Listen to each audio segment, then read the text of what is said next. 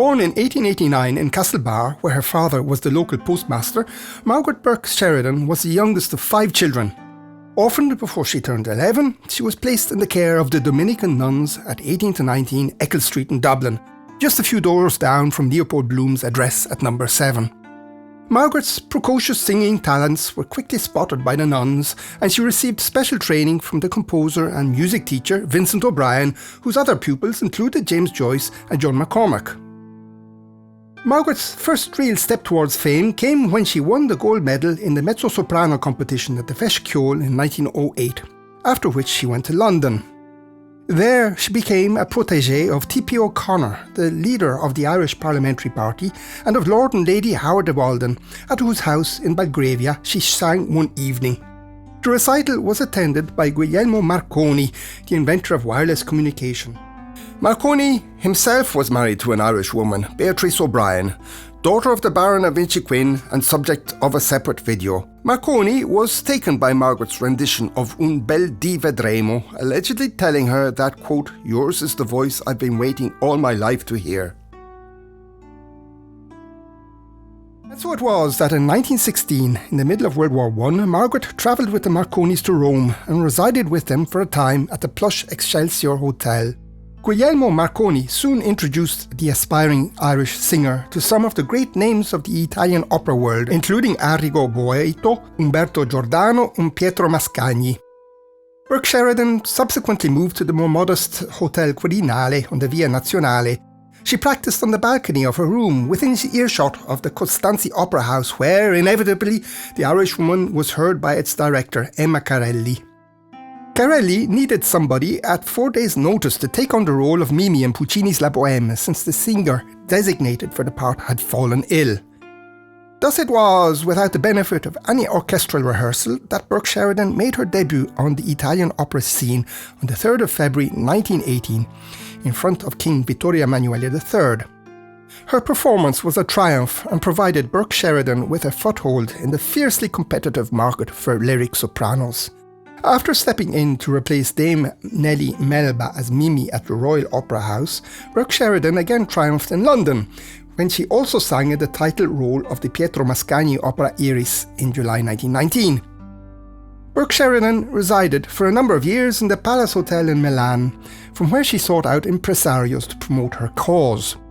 She soon convinced one of the best known, Giuseppe Lusardi, that she was ready to take on the role of Madame Butterfly, hitherto the preserve of native soprani. La Scala being closed at the time, Burke-Sheridan's stage debut in Milan was at the Teatro dal Verme. Again, her performance earned her eulogies from the chauvinistic Italian press.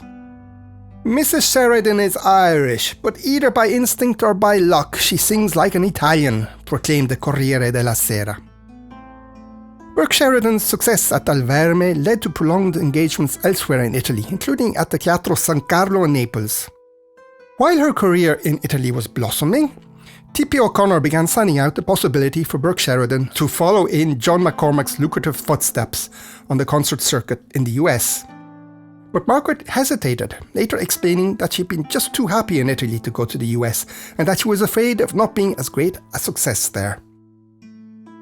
The legendary Arturo Toscanini chose her for the title role in his revival of La Valli, written by Toscanini's friend Alfredo Catalani, which she first performed to acclaim in Naples in January 1922. According to Charles Acton, Burke-Sheridan, quote, transformed Catalani's opera from former failure into a tremendous success. Burke-Sheridan sang for several seasons at the reopened La Scala, where Toscanini was artistic director. She recognised his genius and thought he had, quote, revolutionised the whole art of opera. But egos clashed. "I think Toscanini was the greatest dictator in the world of opera," she once said.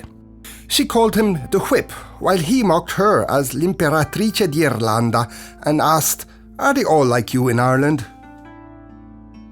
Margaret found it far easier to get on with Giacomo Puccini, who inspired some of her greatest performances.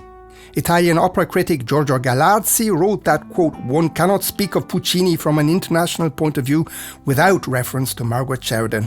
In my opinion, she is one of the greatest interpreters of Puccini's works. Her name is synonymous with Italian lyric opera." Puccini himself had a soft spot for the Irish woman, declaring that Burke-Sheridan made, quote, Madame Butterfly her very own. The aging composer decided to coach her directly for the title role in Manon Lescaut, the opera of which he was most proud, ahead of the autumn carnival season at Rimini in August 1923. Again, Margaret won plaudits from the Italian press. However, growing health issues combined with her prickly relationship with Toscanini meant that Margaret never sang at La Scala again after her performance alongside Aureliano Pertile in Andrea Chenier in May 1924. While Burke-Sheridan's star was starting to pale in Italy, she was increasingly seen as the natural successor of the aging Nellie Melba in London. Margaret sang regularly in Covent Garden, promoted avidly by the theatre's managing director, Colonel Eustace Blois, under whose sway she increasingly fell, both sentimentally and professionally. Margaret made a number of recordings under Blois' conductorship, and the pair sometimes met at the Swiss Grand Hotel Villa Serbelloni, Burke-Sheridan's haunt on Lake Como. In this period, Burke-Sheridan set up a new base in the Hotel Parco on the modern-day Piazza della Repubblica in Milan, from where she attempted to consolidate her Italian career. But starting around 1927, she complained of recurrent nose and throat infections that caused her to cancel a number of engagements, and she began to put on weight. According to one story, she was forced to retire after the first act of one particular performance of Madame Butterfly. Less dramatically, the Irish Times critic Charles Acton suggested that she failed to hit high notes during a BBC recording as, quote, her lack of technique began to catch up on her. She sang at a special gala performance of Puccini's Gianni Schicchi to commemorate the marriage of the Italian Crown Prince in February 1930. But this was to be the last stage performance of La Sheridan in Italy. Her final full performance in Covent Garden came 4 months later in the role of Desdemona in Verdi's Othello. At the same time, Margaret's relationship with Colonel Blois became increasingly strained given his reluctance to leave his wife. Burke-Sheridan terminated the relationship with Blois in 1932 and continued to live in a hotel in Milan. Seemingly intent on a comeback, she underwent 2 operations on her vocal cords, but her finances were coming under strain. And by 1934, she had been forced to retreat to London, where she could rely on the generosity of her high society friends. By the outbreak of World War II, Burke-Sheridan was back in Dublin, living alternately between a top-floor flat in Lower Fitzwilliam Street and the Shelburne Hotel. Mairead McCurtain, a promising singer who had studied at La Scala in the 1930s, remembered meeting La Sheridan at the Shelburne, where they each voiced their regrets. McCurtain for curtailing her singing career for marriage and motherhood, Burke-Sheridan for never having had a family. In 1942, the famous literary periodical The Bell described Margaret as, quote, with the possible exception of Mr. de Valera, the one living person in Ireland today whose name means anything at all on the continent of Europe. Describing her as, quote, a somewhat eccentric figure, but one renowned for her irreverent humour, Thomas McGreevy, poet, art critic and friend of James Joyce, recalled waiting with her for a bus on O'Connell Street one grey evening when she broke into a rendition of Connais-tu le pays où fleurit l'oranger from Ambroise Thomas Mignon.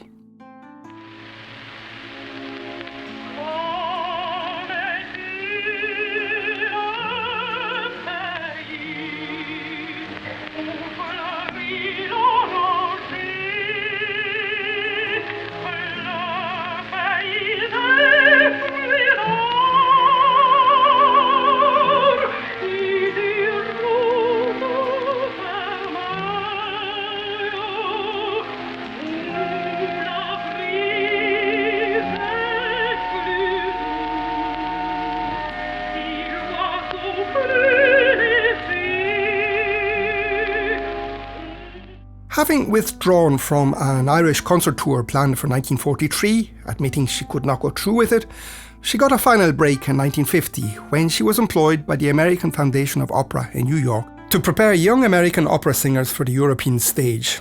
In New York, she was befriended by Ruth and Emerson Axe, ultra-rich financiers, and so she then lived part of each year in a swish apartment on the Fifth Avenue in Manhattan. In 1956, Burke-Sheridan was diagnosed for cancer. She spent her last days in St Vincent's nursing home on Lower Leeson Street, where Arthur Griffith had died in 1922. Witty to the end, she remarked that, quote, "I get a great sense of history every time I go to the loo." She died on the 16th of April 1958, with the Axis paying for her grave in Glasnevin Cemetery.